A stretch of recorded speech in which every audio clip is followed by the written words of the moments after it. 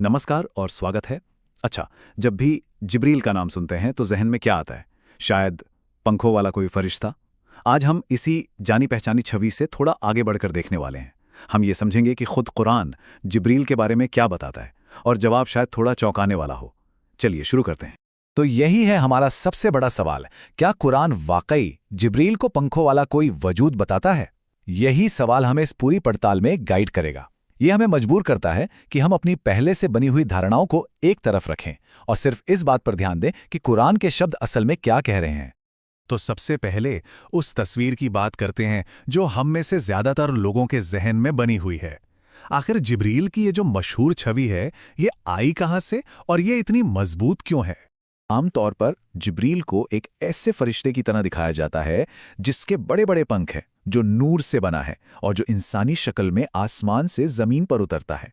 लेकिन यहाँ एक बहुत जरूरी बात है, ये जितनी भी तस्वीरें हैं ना, इनका जिक्र सीधे सीधे कुरान में है ही नहीं।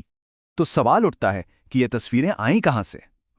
ये ज्यादातर कुरान के बाद की जो किताबें हैं, जो लोक कथाएं हैं और जो पुरानी यहूदी ईसाई परंपराएं हैं, वहां से आई हैं। इस फर्क को समझना बहुत जरूरी है ताकि हम वापस कुरान के मूल टेक्स्ट पर लौट सकें और देखें कि वो क्या कहता है।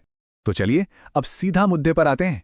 देखते हैं कि कुरान खुद जिब्रील के लिए कौन सा खास शब्द इस्तेमाल करता है, और वो शब्द है रूह। कुरान में जिब्रील के लिए एक बहुत खास लफ्ज इस्तेमाल हुआ है, रूहुल कुदस।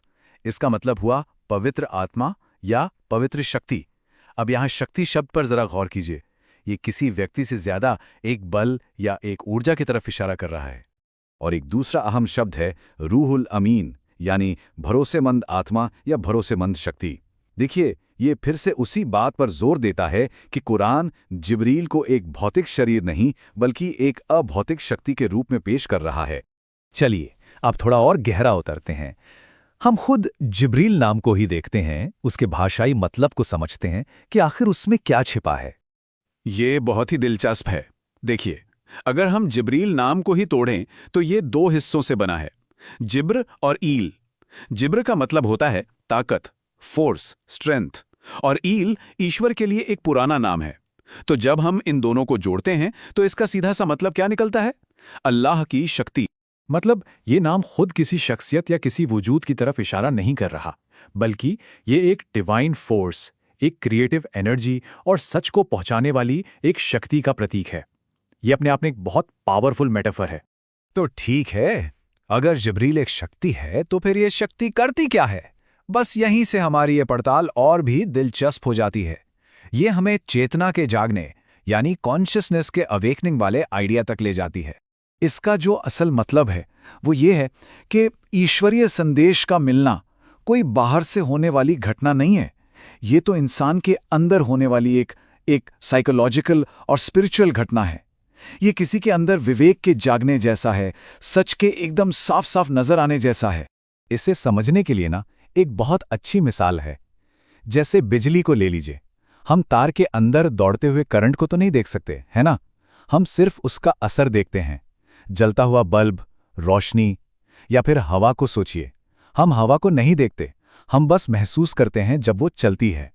ठीक इसी तरह जिब्रील को एक ऐसी रूहानी ताकत की तरह समझा जा सकता है जिसे हम देख नहीं सकते, लेकिन उसका असर महसूस कर सकते हैं। और वो असर क्या है? दिल में सच्चाई का उतरना। पैगंबरों के मामले में यही अंदरूनी और आध्यात्मिक घटना अपने पीक पर, अपने चरम पर पहुंच जाती थी।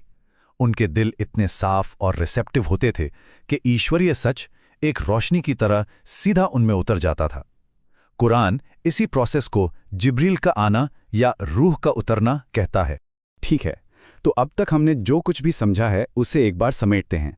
चलिए इन दोनों नज़रियों को, यानी जो आम धारणा है और जो कुरानी नज़रिया है, उनको आमने सामने रखकर देखते हैं।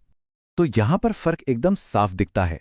एक तरफ है आम धारणा कि जिब्रील पंखों वाले एक अलग फरिश्ते हैं जो बाहर से कोई मैसेज लेकर आते हैं, और दूसरी तरफ है कुरान पर आधारित ये रूपक वाली व्याख्या कि जिब्रील ईश्वर की ही एक शक्ति, एक रूह है, एक मीडियम है जो दिल के अंदर सच की चेतना को जगाता है।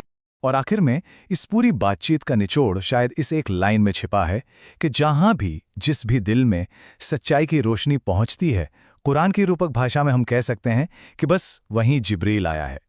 ये एक ऐसा आइडिया है जो इस पूरे कॉन्सेप्ट को एक बहुत ही पर्सनल और एक गहरा आध्यात्मिक अनुभव बना देता है।